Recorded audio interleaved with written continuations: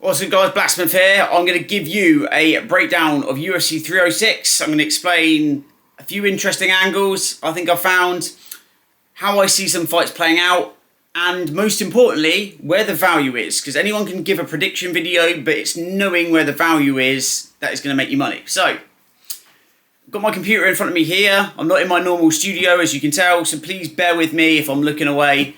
Let's get into it. So, Rosas Jr. against Arichi Lang.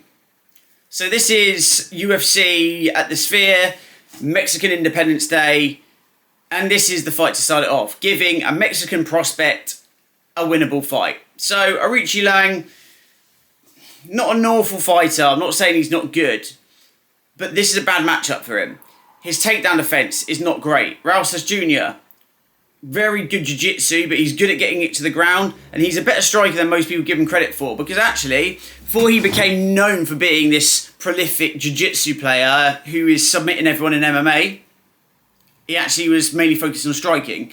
I believe he had a loss where he was dominated on the ground, and then that started him on this journey. Some people are just better, even if they might have trained a different discipline, when they find something else, they are just naturally better at it. And I think this is the case with Rosas Jr, where he's just found jiu-jitsu and he's just naturally very good because he's quite strong. I think he's got some, in terms of like his size for the division, he's got some good advantages. He's got good leverage. He's big without sacrificing too much muscle. There's a lot of different things that make someone a good grappler, but he basically has it. So the line is absolutely bet down to hell. In this case, I would normally like to say, let's take a punt on the underdog. But I think where Rosas Jr.'s had some slightly tougher tests, the UFC are obviously trying to build him up to give him a win. And this is a fight where I don't think Arichi Lang, I don't think he's going to be able to hang with him on the feet, to be honest, even though he has a puncher's chance. Rosas Jr. probably going to get the submission, but one way you could play this, I've done this in a long shot, so I'm not expecting it to hit necessarily, but him to win by KO or TKO is currently sitting at 4.75 decimal odds, so almost 4 to 1. He has got ground and pound finishes before. He can drop him as well on the feet. Arichi Lang has been finished through ground and pound before. Arichi Lang as well will be drilling submission defense throughout this camp, which means Rosas may just go and pound him out, because it may be a case that actually it's quite hard to get a choke in, so he may just smash him. You don't really want to take a punt on that, because his preference is to lock the choke in or the submission in. It's what he will go to first, but I think there's a better chance than most people are giving it credit for to finish by ground and pound or even a standing KO. So you could take that as a bit of a long shot. I locked in a bet with Rosas Jr. going back like over a month ago now, when the odds were a bit better. I put it in a three-way, put it with City to score over 1 goal, I think. And then we've also got it tied with another bet with better odds. So we ended up getting 3 to 1 odds by placing 2 very easy winning plays. So him and Man City to score over 2 goals. And then this other play that we've got. So that should be a nice juicy cash for us. I mean, most people may look at the under or the over. The over is actually 195. So you would like to think someone like Arichi Lang can survive a round and a half. But I think Rosas Jr. is also going to want to really make a statement with this performance and start getting better competition. So he may try and get a very fast finish. He's been talking about it as well. So ordinarily, I would like the over here. You could maybe put the over in some parlays, like in some long shots, because that will give you some nice odds. But as a straight play, you've missed the value if you're trying to bet this fight, in my opinion. Moving on. Charez, Joshua Van. Interesting fight to talk about betting. I like Joshua Van. He's got some very good power. He's a good striker, good chin. He just got finished by Charles Johnson, though, 8 weeks ago. So just 2 months ago, he was knocked out. So when did he come back? Did he start training? I don't know. You've got to think he didn't start sparring until very recently. He's just come in on short notice. Yeah, I would say he's the better fighter, but he's not had time to prepare. We also saw with Johnson, I believe, with that fight, in the Charles Johnson fight, when he got finished, it could be when he's starting to get a bit of fatigue, and that's when he was more susceptible to being hurt. Because you see this with fighters all the time who've got an iron chin. When they get tired, the damage is taken a lot harder. And there's lots of reasons for that. But Chavez has got a bigger chance than most people are giving him credit for here. 2.87 and then Van 1.44. Odds should be closer. I would say this is a dog or pass situation. You could maybe play Van by finish in round 1. And you could play Chavez as like, round 2 or 3, or maybe 3 or decision as well as a higher risk play. Because I think Van, if he's not been training, we don't know. So this is why I wouldn't bet it, because it's based on speculation. But we are just making assumptions here. But he may come out and say, I need to finish this quick because I've not been training my cardio. So that means he may get the finish, or it may make him gas quicker. So I would prefer to not bet it, because we could be wrong. Maybe Van's been training like a demon. His first high-profile loss, maybe he went straight back in the gym after the KO and just started working on his cardio like crazy. And he's going to be better than what we anticipate. But I think the line is wide. Chavez is no slouch. He could catch him in a submission or could get a late finish once he fatigues. So that's one I would say is just for fun. Next one, a bit like the last fight. So we've got Yasmin Jaguri and then Caitlin Souza. These odds make the fight not look close, and I do think Dori wins this, but these odds are way wide, especially for women's MMA.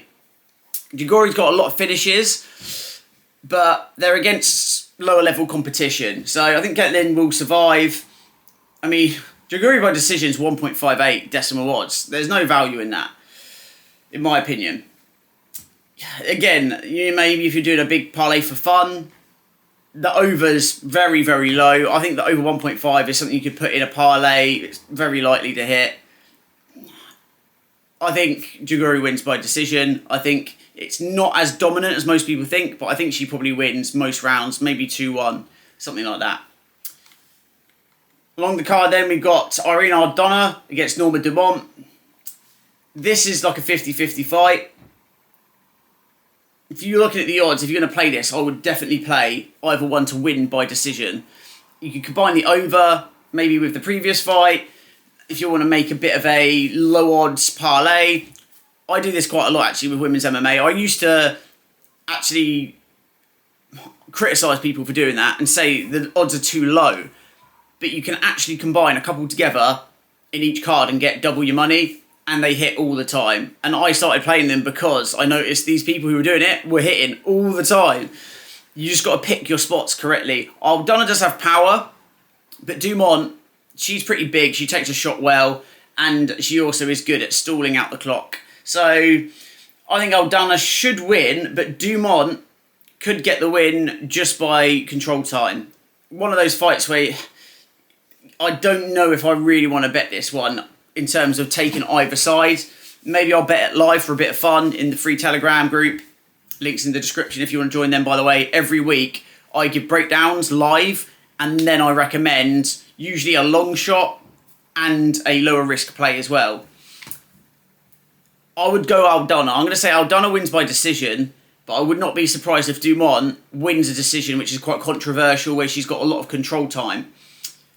So you can actually get her at 2.37 odds. So her to win plus over 2.5 rounds, which is boosted on Bet365. Aldana 2.40 to win by decision, which I would say it's not a bad play, but I think this fight's just too close for me to lay money on. Along the card then, we've got Ronaldo Rodriguez, Ode Osborne. Again, this is a fight which I'm not really looking to get into. Ode, I think he came in and a lot of people expected more from him, and I think he's just not lived up to expectations. I'm going to pull up his record here. But he's someone with potential, and I don't know what it is. Maybe it's like a training issue. Maybe it's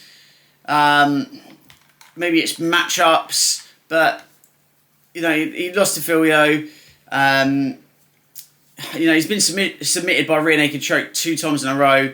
He won over Charles Johnson, which is a good win. Definitely a good win. Got knocked out by Tyson Nam. He's been finished in round 1 multiple times. Cap's a great fighter. So his losses, you know, they are two talented fighters. But at some point, you've got to think, this is a bit of a trend for him. He's now fighting someone, you know, who's only had one loss, two losses in his career, you know, one loss in the last few years, running through everyone. Okay, the level of competition, not as good. But he's been submitting people, winning decisions as well. You know, you've got to think that Ode is going to lose here, and he's an underdog for a reason. I wouldn't be surprised if he gets a win, because he's not a bad fighter at all, and he can hang. But he just doesn't seem to put a stamp on rounds, and he lets fighters who play the system, who know how to do it, get ahead of him. So I don't think this is a fight I want to bet either.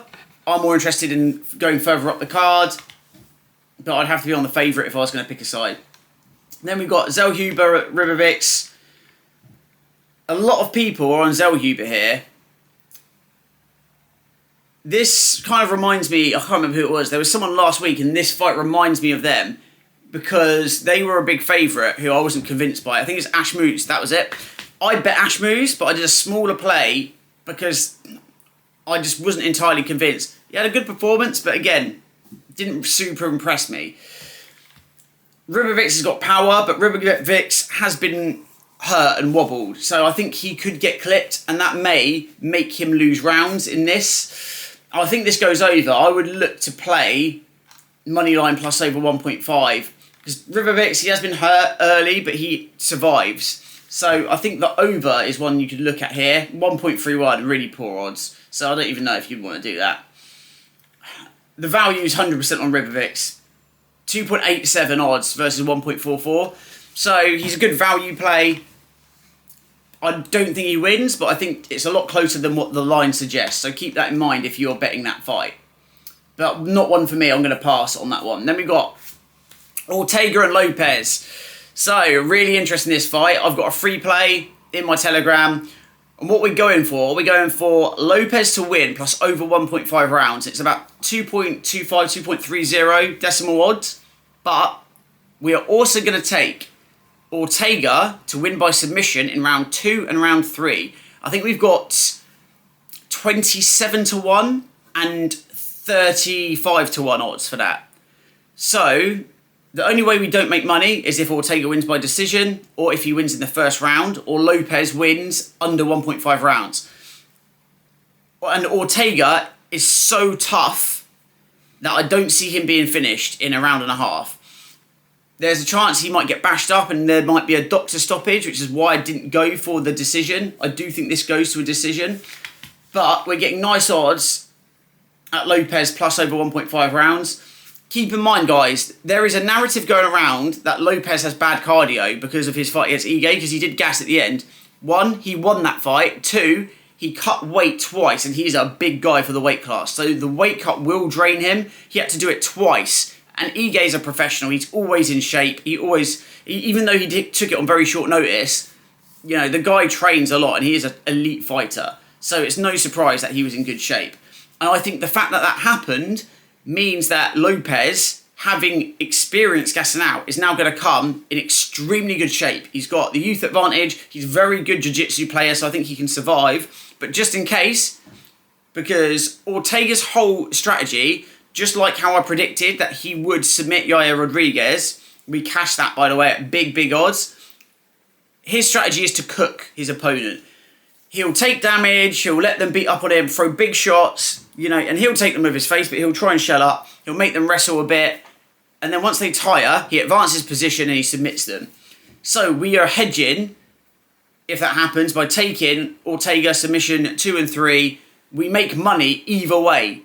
You can actually bet this method, so taking Lopez plus the over, 1.5, and then Ortega 2 and 3. Obviously, you can still lose money. Anything can happen, but I think those two scenarios are very, very likely, and you only need one of them to hit for you to make some nice profit. So that's my free tip.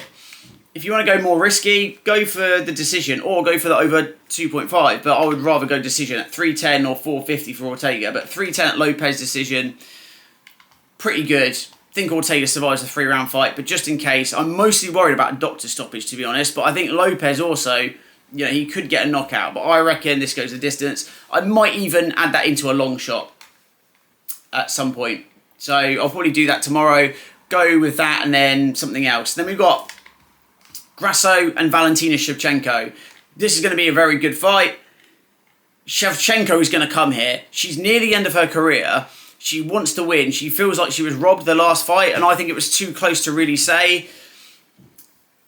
I thought she won the fight personally, but that's just my personal take on it. And I think Grasso is going to come.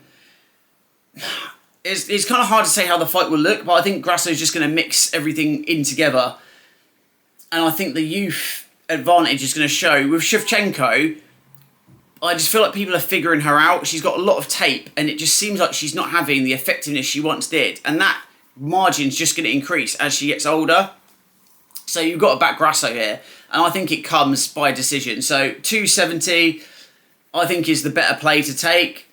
Shevchenko at 2.80, it really is a very, very close fight. But I don't think there's a finish. I think, just like we see with a lot of elite champions, they can survive. They're survivors. They can go 5 rounds hard. I don't see this being a stoppage. I think Grasso's going to get a very, very close decision. I also think we've seen a lot of biased decisions for the fighters that UFC wants to win. I think Grasso will get favour. Shevchenko won't. That happened last time as well, by the way. A judge said, I scored this round for Shevchenko. I should have scored it for Grasso. So then I gave a 10-8 later on to even it out, which is not how judging is supposed to work. But I think there is some favour there because he's like, no, I can't let her not win. And then we got O'Malley versus Merab. I locked in a play on O'Malley months ago, like 2 months ago, at 2.30 decimal odds. Guys, and he's now at 1.72. So we've got the line value there. Merab is a machine. He's a fantastic fighter. But guys, look at O'Malley. He's managed to land on everyone. Look at his frame, how big he is. And then consider the fact that Moraes rocked Merab and rocked him badly.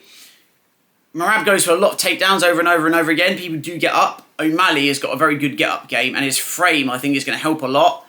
And I think he's going to find Merab. I think he's going to land on him. And I think he's going to knock him out. If not, I think he's going to have a very convincing decision. Maybe he gets controlled, but there's not going to be damage from Merab. I think it's a bad matchup. And I think Merab as well, the size disadvantage is going to show in the striking. It's very hard when you're against someone like O'Malley, who's very long, who knows how to use that length and has the power. It's very hard to avoid it. He's got to avoid it for 5 rounds.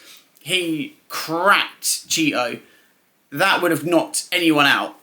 But Cheeto's just a freak human being. He took a lot of damage in that fight.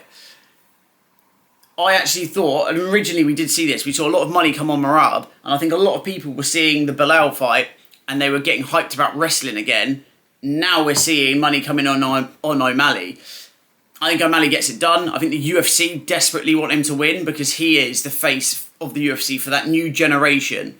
They want him. Merab is a problem for them. If he wins, that messes a lot of things up for them. And I'm not getting into conspiracies here, but I've heard loads of situations of fighters.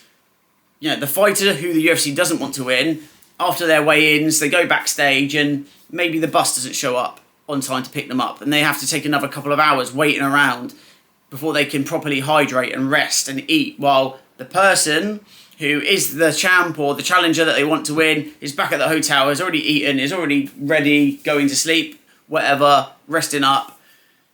There's a lot of funny business like that, and I think that it extends into the judging. We've seen that with fighters who just get favourable treatment, and I think this is the case.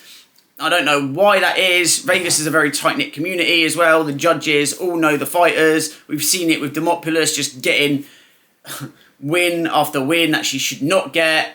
Wonder where she knows the judges from. It doesn't make sense. And this could be a situation where if it does go to a decision, O'Malley is going to get favouritism. So just another extra reason to go on his side. But I think he wins. I think he wins convincingly. That's the breakdown, guys. If you want to actually lock my bets in, I will post probably 2 or 3 free plays in the group tomorrow, in the free group. Links in the description. I will also give some live plays as the event is going. So I'll give a breakdown. I'll mention maybe like a long shot to take. I'll do a big parlay. Last week was 36 to 1. We hit all of the legs apart from the last two that we had. We had two big underdogs to make crazy odds. We'll do another one. I think we've hit 8 of them this year, and the odds have been as high as 20 to 1. And the lowest, I think that we've had one hit is 7 to 1.